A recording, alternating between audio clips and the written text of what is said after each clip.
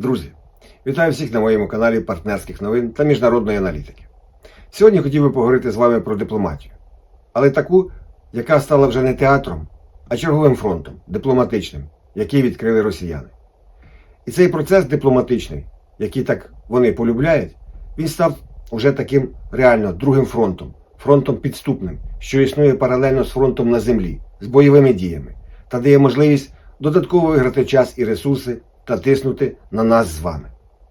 Це велика дипломатична гра, яка ще триватиме досить довго.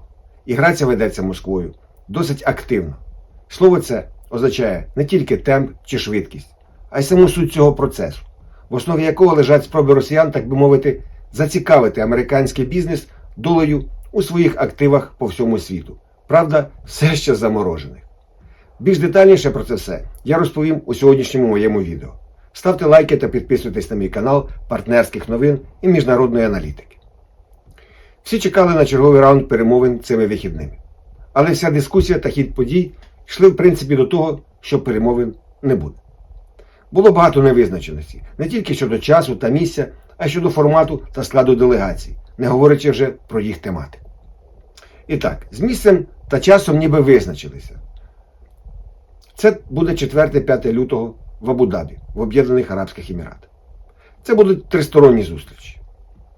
Як повідомив президент Зеленський, Україна готова до предметної розмови та зацікавлена в тому, щоб результат цих перемовин наблизив нас до реального і достойного закінчення війни.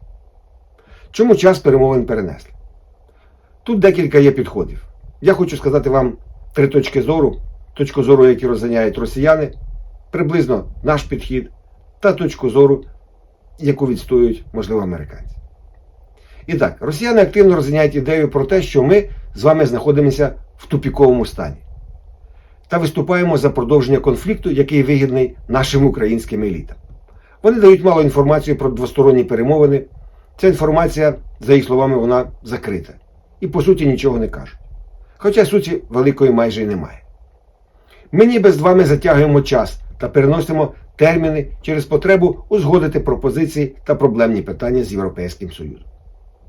Потрібно також згадати і російський вкид щодо запрошення президента Зеленського на зустріч із Путіним до Москви та нашу реакцію на все це. Це все також дещо ускладнює картину майбутніх перемовин, результативність яких залежатиме напряму від перспективи згаданої зустрічі на найвищому рівні. Існує що також і наш варіант. Ніби нам потрібно більш детальніше опрацювати всю наявну інформацію та якісніше підготуватися до нового раунду перемовин. Є також і американський варіант. Він враховує так зване енергетичне перемир'я. Це енергетичне перемир'я ніби дало часу американцям зрозуміти, що ж відбувається насправді та як їм діяти далі. Досягнути енергетичне перемир'я воно дає також трохи часу і росіянам, бо знімає з них тиск американців. Сам формат зустрічі він багато запитань також викликав. Якось все виглядає змішано. Спочатку мова йшла про двосторонні зустрічі, які хотіли організувати американці. Це був двосторонній формат. Сполучені Штати планували потім приєднатися і зробити його таким розширеним, ніби тристороннім. Тепер мова йде чисто про тристоронню зустріч. Щось, мабуть, пішло не так. Чому поміняли двосторонні зустрічі на тристоронні? Напряму сказати не можна, можливо, тільки щось догадатися з цього приводу. Можливо, ми не можемо вирішити напряму з росіянами складних питань, або рухаємося не в тому руслі, яке потрібно Сполученим Штатам. Останній варіант, мабуть, більш правдоподібний. Можливо, це буде поступовий перехід до прямого діалогу з росіянами через зменшення рівня представництва американців. Також як варіант. Зі складом делегації минулого разу ми трохи, так би мовити, не вгадали. Представництво сторін має бути рівним. Чи вгадаємо цей раз? Цікаво, побачимо. Чи будуть знову ігри росіян з представництвом? Мабуть, будуть. Сполучені Штати можуть відправити посередників нижчого рівня на перемовини. Кажуть також, що в теперішніх умовах українці не сядуть за стіл перемовин із росіянами, якщо не буде американців. За попередньою інформацією, під час цього чергового раунду переговорів не буде Віткофа і Кушнера. Рубіо також не сказав, що він там буде. Невідомо, хто саме з американців взагалі буде представляти Сполучені Штати на цьому раунді перемовин. Але всьому свій час. Я думаю, що ця інформація буде більш детальнішою перед перемовинами. Результати останньої зустрічі спецпредставника Путіна Дмитрієва з американською делегацією, вони також впливають на хід та організацію подальших перемовин напряму. Рішення про перенос перемовин прийнято після цієї зустрічі. Про що ж говорили під час цих перемовин? Та який був склад американської делегації? По-перше, до складу американської делегації входив міністр фінансів Сполучених Штатів Скотт Бессет. Також був Джаред Кушнер та старший радник Білого дому Джош Грюнбаум. Виходячи з такого складу, зрозуміло, що тематика фінансів була головною під час цих перемовин. А саме, мова йшла про нові пропозиції по російських заморожених активах, плюс можливість послаблення американських санкцій. Що ж росіяни пропонували? Заморожені в Сполучених Штатах російські активи передати під контроль Сполученим Штатам для відновлення українських територій, які знаходяться як під контролем Російської Федерації, так і України.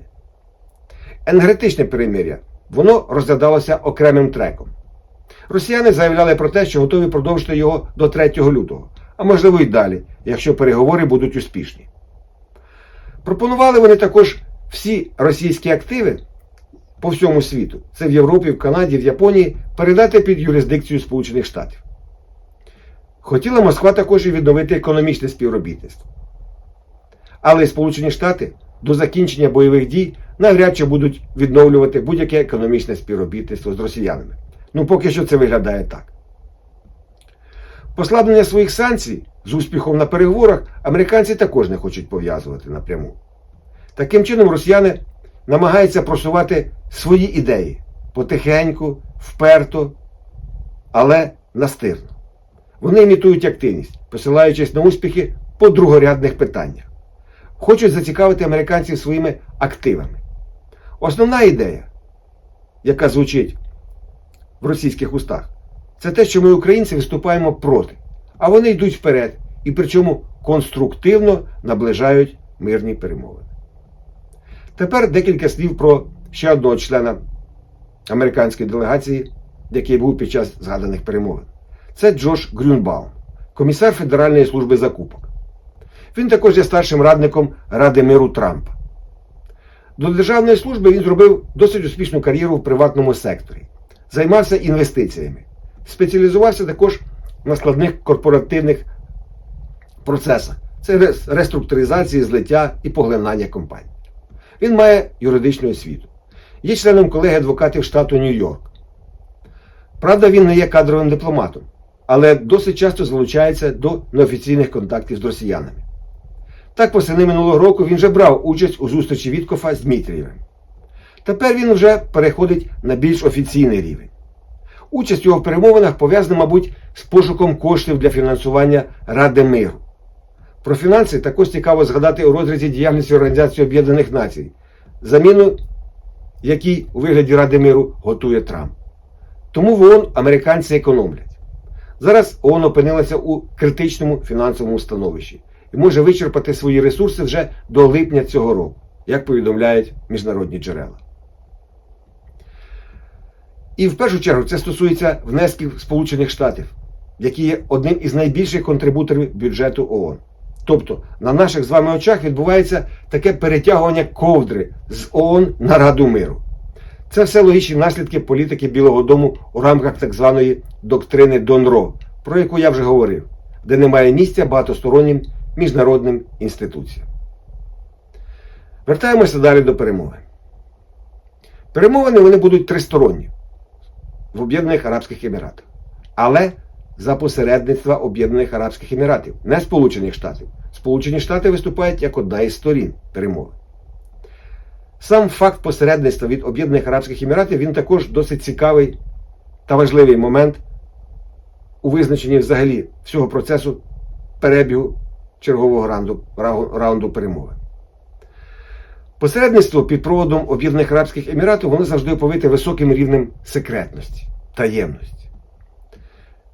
Це застосовується для досягнення двох цілей. В першу чергу, створення безпечного середовища для проведення делікатних переговорів між сторонами конфлікту, а також для захисту власної репутації від важливих втрат у разі провалу або глухого кута в перемовинах.